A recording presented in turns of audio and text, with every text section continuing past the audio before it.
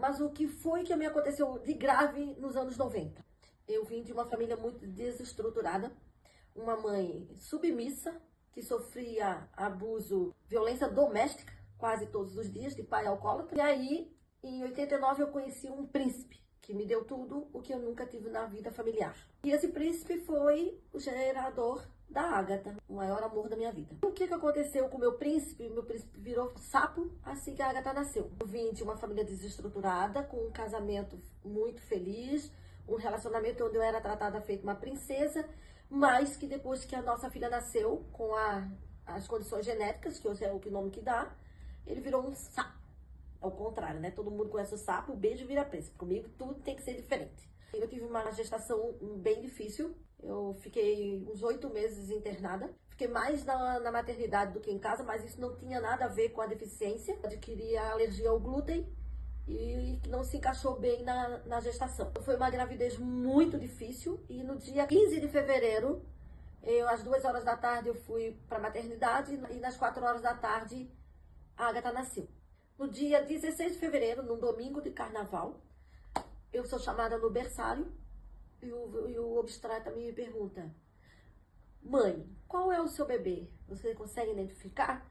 E eu, com 23 anos, eu disse: doutor, é toda igual, mas a minha eu acho que é aquela ali. E aí ele olha bem sério para mim e diz: não, aquela ali é a sua filha, mas ela não é igual às outras crianças. A sua filha vai... Provavelmente a tua filha vai ter problema de fígado, de coração, de pulmão. A tua filha vai, talvez não ande, talvez não fale, talvez seja cega, talvez seja surda. A tua filha pode até morrer de fome, porque talvez não aprenda nem a sugar na mamadeira e nem no seio. Resumindo, o teu bebê é o tipo de criança que não vale muito a pena vocês investir, porque não dura muito. Eu só tinha 23 anos. Ninguém está preparado na vida para ter um filho deficiente. Ninguém. Pode ter 50, 60, 40, sei lá. Ninguém está preparado para o seu primeiro filho. Esperado com amor. Ninguém está preparado para um filho deficiente. Mas ninguém está muito menos preparado para lidar com um obstetra filha da puta tipo meu. Eu tinha alta, né, no dia 16, isso foi 9h30, minha alta estava prescrita para as 10 horas da manhã. Eu voltei para o quarto. E antes de chegar no quarto, eu já senti uma dor estranha nas duas laterais da cabeça. Uma dor insuportável. Foi daí que vem a cefaleia pós-trauma, né? A minha enxaqueca pós-trauma foi devido à forma como eu fui dada a notícia para mim. E aí, eu não lembro o que aconteceu comigo das 10 às 4 horas da tarde. Eu não lembro.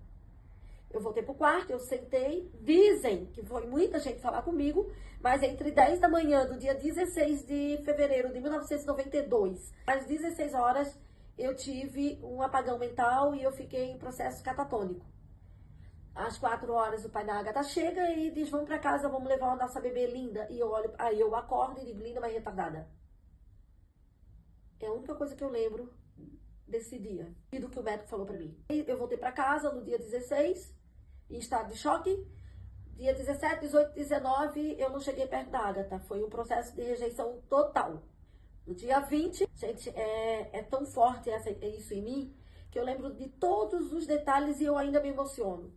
No dia 20, eu tinha um dossiê desse tamanho para ir para o hospital infantil. E eu disse: eu não vou.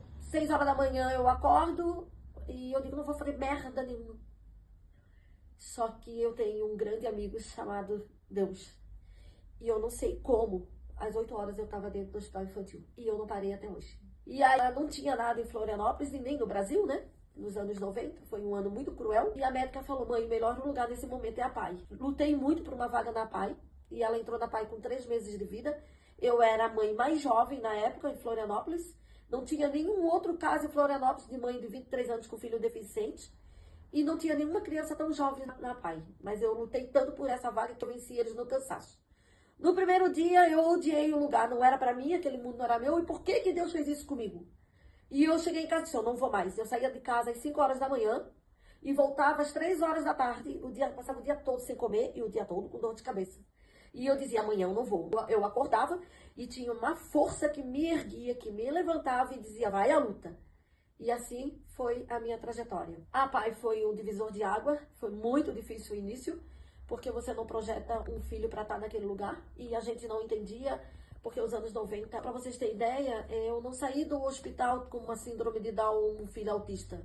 Eu saí do hospital com uma mongol e um ser com transtorno invasivo do desenvolvimento. Nos anos 90 a gente não era Down.